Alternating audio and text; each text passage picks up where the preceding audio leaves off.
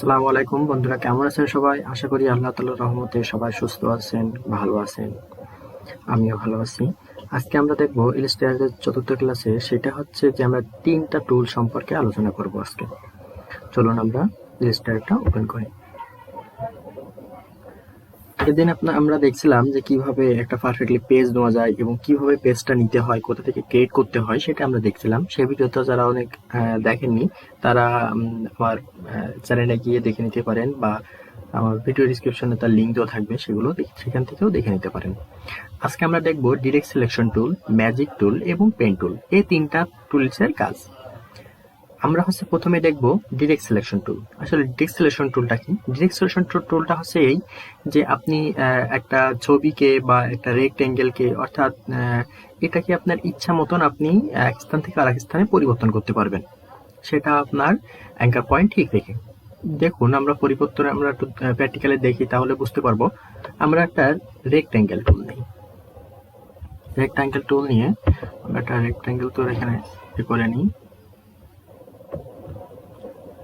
আচ্ছা, আমরা এখানে দেখুন, আমাদের এখানে একটা রেক্টেঙ্গেল টুল নিলাম, আর এখানে অ্যাঙ্কার পয়েন্ট আছে চারটা। একটা, দুইটা, তিনটা, চারটা, পাঁচটা, ছয়টা, সাতটা, আটটা আছে। আর মূল কোণ আছে আমাদের চারটা। এখন দেখি আমরা এখানে ডিরেক্ট সিলেকশন টুলটা নিয়ে কি করতে পারি। দেখুন, ডিরেক্ট সিলেকশন টুলটা আমরা ক্লিক করলাম, করার পরে আমাদের অ্যাঙ্কার পয়েন্ট চলে আসলে চারটা। আর এখানে যদি আমরা অ্যাঙ্কার পয়েন্ট করে নিতে চাই, তাহলে আমরা এটা করে নিতে পারবো। সেটা কিভাবে? পেন টুল দিয়ে, সেটা আমরা দেখবো একটু পরে। আগে আমরা দেখি যে কিভাবে ডিরেক্ট সিলেকশন টুলের কাজ।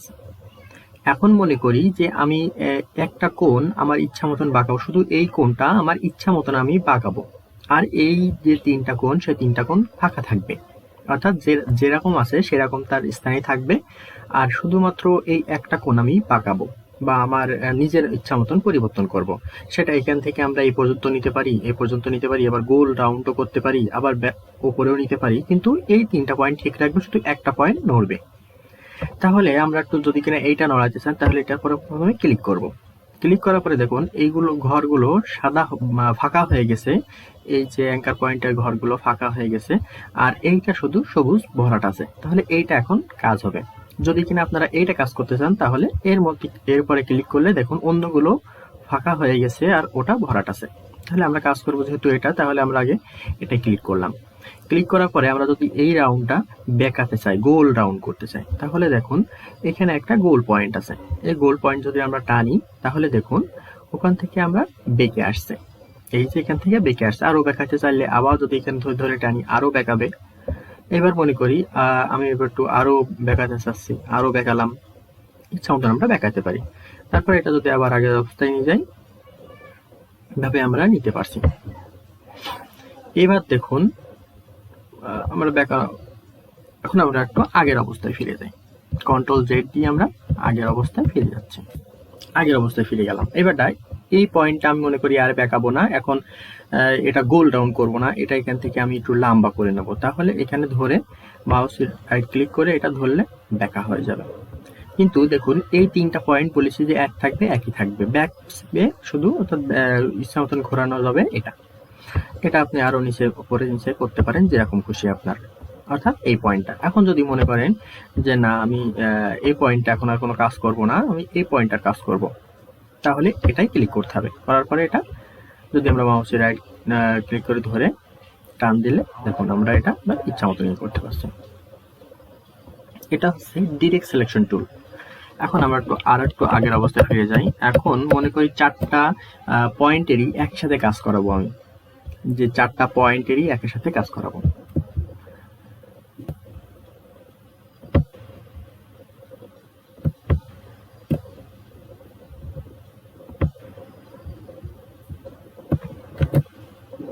চারটা পয়েন্টের যদি একই সাথে কাজ করাতে চাই, তাহলে আমরা এখান থেকে কি করব, সেটা আগে ক্লিক করব। দেখুন এখন কিন্তু চারটা নেই, তাহলে কন্ট্রোল এ দিয়ে আমরা সবকটা পয়েন্টে সিলেক্ট করে নেব। আবার একবার আমরা দেখি, এখানে দেখুন আমাদের এখানে সবকটা পয়েন্টে সব কিন্তু ফাঁকা আছে। যখন যদি আমরা এবার এটা টানি, তাহলে আমাদের একটাই হবে। কিন্তু আমরা যদি চারটাই গোল করব একই রাউন্ডে, এটাও যতটুকু আসবে গোল, এটাও ততটুকু, এটার সাথে চারিদিকটা ততটুকু গোল আসবে। তাহলে এটা আমরা কি করব, যে এখানে কন্ট্রোল এ দেব। কিবোর্ড কন্ট্রোল চেপে চাপলে দেখেন 4 এটা সিলেক্ট হয়ে যাবে। তারপরে যদি আমরা এখানে এটা ধরে বা এটা ধরে অর্থাৎ যে কোনো একটা পয়েন্টের অ্যাঙ্কার ধরে যখন আপনি টান দেন তখন দেখবেন চারিপাশে গোল হয়ে যাচ্ছে বা আপনি যতটুকু চাচ্ছেন ততটুকু পেয়ে যাচ্ছেন। এটা হচ্ছে আমাদের ডিরেক্ট সিলেকশন টুলের কাজ। এবার আমরা দেখব ম্যাজিক টুল। ম্যাজিক টুলটা আসলে কি? ম্যাজিক টুলটার জন্য প্রয়োগ করতে গেলে আমাদের আরেকটা করি, রেক্ট্যাঙ্গেল নেই কিছু, এখানে কিছু রেক্ট্যাঙ্গেল নেই।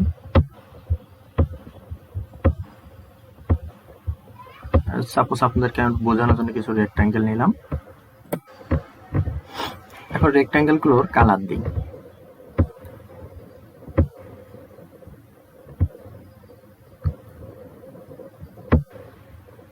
এটারও যে কালার দিই, এটাও একটা কালার দিই, এটাও একই কালার দিই, এটা একটু ভিন্ন কালার দিই আমরা, কারণ যেহেতু আমরা দেখবো যে আমাদের ম্যাজিক টুলের কাজটা কি। এটাও ভিন্ন কালার দিই। তো এই দুটো সেম কালার দিলাম। এটা আরো একটা ভিন্ন কালার দিতে পারি বা সেম কালারও দিতে পারি, সমস্যা নেই, বাই কালারও দিতে পারি, ইচ্ছা মতন আপনারা দিতে পারেন। এটা আমরা মনে করি যে এই কালারটা দিই। এবার দেখুন ম্যাজিক টুলের কাজ কি। ম্যাজিক টুলটা তাহলে আমরা এবার দেখেন, দেখুন একটা দুইটা তিনটা চারটা এক কালার আছে আর তিনটা আরেক কালার আছে, দুইটা ভিন্ন ভিন্ন কালার আছে, এখানে তিন চারটা ইচ্ছা মতন আপনারা কালার করতে পারেন, সমস্যা নাই। এবার দেখুন ম্যাজিক টুলটা সিলেক্ট করলাম। ম্যাজিক টুলটা সিলেক্ট করার পরে আমি খুঁজবো, অর্থাৎ ফাইন্ড করার মতন ফন্ট ফাইন্ড যেরকম আমরা করি, যে খুঁজি বের করি ফন্ট গুলো, সেরকম এটা ম্যাজিক টুলের কাজ। এখানে আমরা যদি এই কালার গুলো খুঁজবো, এখন এখানে মনে করেন হিউজ পরিমাণ বক্স আছে, রেক্টেঙ্গেল আছে, সেখানে আমি এই কালার গুলো খুঁজে বের করবো। এখন কি করে বের করবো? অনেকগুলো। তাহলে আমি শুধু এটার পরে ম্যাজিক টুলটা নিয়ে ক্লিক করবো, দেখুন সব কটা সিলেক্ট হয়ে গেছে। আবার আমরা একটুখানি খেয়াল করি পিছনের দিকে, দেখুন আমরা এখানে কিন্তু কোনো টুল সিলেক্ট নাই বা কিচ্ছু নাই। এখন আমরা ম্যাজিক টুলটা ক্লিক করব, দেখুন এখনো কিন্তু কোনো সিলেক্ট নাই। তাহলে আমরা যখন এইটার পরে বা এটার পরে বা যে কোনো একটার পরে এটার পরে ক্লিক করলেও হবে। এটার পরে যে ক্লিক করলাম, দেখুন এই রংগুলো সিলেক্ট হয়ে গেছে, বাকি অন্য রংগুলো সিলেক্ট হয়নি।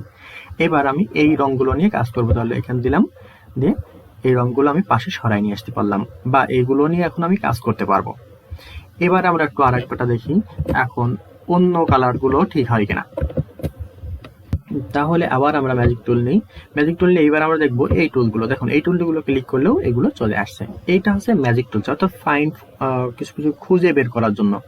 এটা হচ্ছে আপনারা লেখার পরেও প্রয়োগ করতে পারেন, যে অনেকগুলো এখানে লেখা আছে, তাহলে এই কালারগুলো আমার দরকার, বা হচ্ছে এই লেখাগুলো আমার দরকার, তাহলে ওইভাবে আমাদের ম্যাজিক টুল দিয়ে করতে পারি। এবার আমরা দেখব পেন টুল। পেন টুলের কাজ কি। এবার আমরা দেখব পেন টুলের কাজ কি। এই যে পেন টুল, এখন এখানে আরেকটা কথা আমরা এড়াই গেছি, সেটা হচ্ছে যে এই যে এখানে ডিরেক্ট সলিউশন টুলে যখন কাজ করছি তখন হচ্ছে একটা জিনিস আমরা দেখে নিই। ডিরেক্ট সলিউশন টুলে এটাটুকু কাজ একটু দেখে নিই হালকা। এটা মনে করি যে এখানে আমাদের শুধুমাত্র 4টা অ্যাঙ্কার পয়েন্ট কি আমরা এখানে করতে পারবো, ঘোরাতে পারবো বা করতে পারবো, কিন্তু না, এখানে আপনি ইচ্ছা মতন যে কোনো জায়গাতে একটা অ্যাঙ্কার পয়েন্ট ফিট করে আপনি সেখান থেকে ঘোরাতে পারবেন।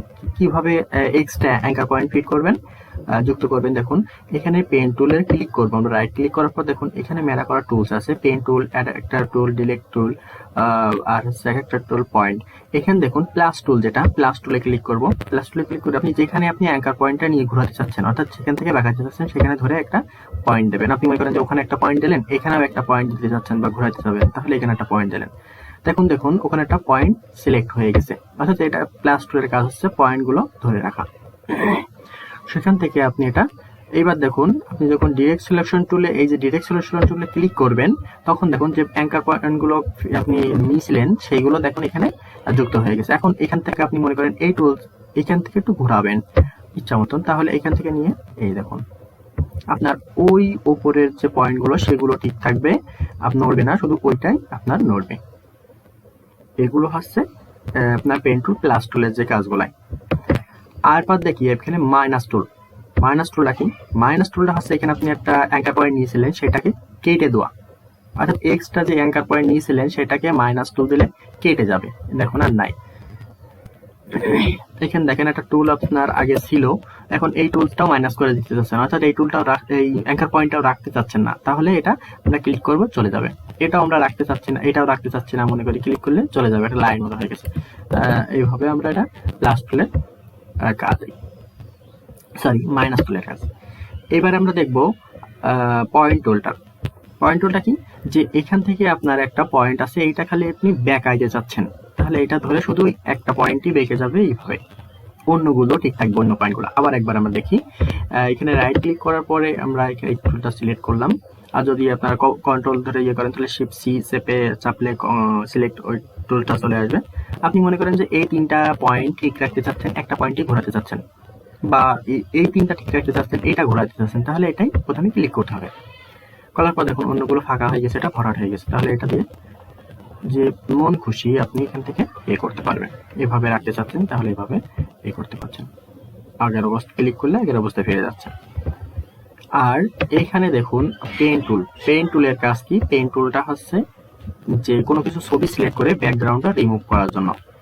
দেখুন তার এটা এর কাজ। এখন দেখুন মনে করুন যে আপনি এখান থেকে ছবি সিলেক্ট না অন্য কোনো কাজে লাগাইতে চাচ্ছেন, তাহলে কি কাজে লাগাইতে চাচ্ছেন সেটা আমরা একটু আগের অবস্থায় ফিরে যাই। আচ্ছা, এখন দেখুন এখানে একটা শেপ তৈরি করতে যাচ্ছেন নিজের মতন, তাহলে এখানে আপনার একটা শেপ তৈরি করে নিন। আমরা এতটুকু নিতে চাচ্ছি, নিয়ে নিলাম। আমরা এইভাবে দিতে চাচ্ছি, দিলাম। যেভাবে আপনার খুশি মনে করেন যে এখান থেকে এটা নিয়ে নিলাম, এটা নিজের ইচ্ছা মতন একটা শেপ তৈরি করে নিতে পারবেন। তারপরে এখান থেকে কেটেও দিতে পারবেন, এটা নিজের ইচ্ছা মতন আপনার শেপ তৈরি করে নিতে পারবেন, সেটা হচ্ছে পেন টুল দিয়ে। তারপরে কোনো ছবিও সিলেক্ট করতে পারেন, মনে করেন যে একটা ব্যাকগ্রাউন্ড রিমুভ করবেন, সেটা ফটোশপের বিকটা তাও এখান থেকেও করা যায়। এখান থেকে আগে সিলেক্ট করার পরে তারপরে আপনি আগে পেন টুল নিতে হবে, সিলেক্ট করার পরে তারপরে। এখন একটা সমস্যা আমাদের সবসময় হয়, সেটা হচ্ছে যে দেখুন আরেকটা, এখানে আমরা যখন পেজটা একটু সরাই, এখান থেকে ক্লিক করলে সরছে, বা এইখানে যদি দিই তাহলে বাম সাইডে যাচ্ছে, ডান সাইডে যাচ্ছে, এইখান থেকে ধরে দিলেও যাবে। এখন মনে করুন যে আপনার এটা অনেক নিচে চলে গেছে, এইভাবে আছে, এখন এটা উপরে তুলতে চাচ্ছেন, যখন তখন কিভাবে করব, এখানে দেখুন একটা হ্যান্ড টুলস আছে, হ্যান্ড টুলসে ক্লিক করব, হ্যান্ড টুলসে ক্লিক করে মাউসের ডাবল ক্লিক করে উপরে ধরলে যেখানে খুশি দেখেন পেজটা সরানো যাবে। আজকে ছিল আমাদের ক্লাসটা এই পর্যন্ত। আশা করি সবাই বুঝতে পেরেছেন। যদি বুঝতে অসুবিধা হয় তাহলে আমার কমেন্ট বক্সে অবশ্যই কমেন্টস করে জানান। পরবর্তী দিনে আমরা জানবো কিভাবে টাইপ টুলে যতগুলো কাজ আছে, ততগুলো কাজ টাইপ টুলের এখান ভিতর অনেক টুলস আছে, সেগুলো আমরা জানবো পরবর্তী ক্লাসে। আশা করি সবাই আমাদের ক্লাসটা দেখবেন, আর ভালো হলে উপকৃত হলে অবশ্যই কমেন্টস করে জানাবেন, আর আমার চ্যানেলটি সাবস্ক্রাইব করবেন, আর পাশে থাকা বেল আইকনটি অবশ্যই ক্লিক করে রাখবেন, তাহলে নতুন নতুন ভিডিও আসলে অবশ্যই আপনারা আগে নোটিফিকেশন পেয়ে যাবেন। ধন্যবাদ বন্ধুরা, আল্লাহ হাফেজ, সুস্থ থাকবেন, সুন্দর থাকবেন।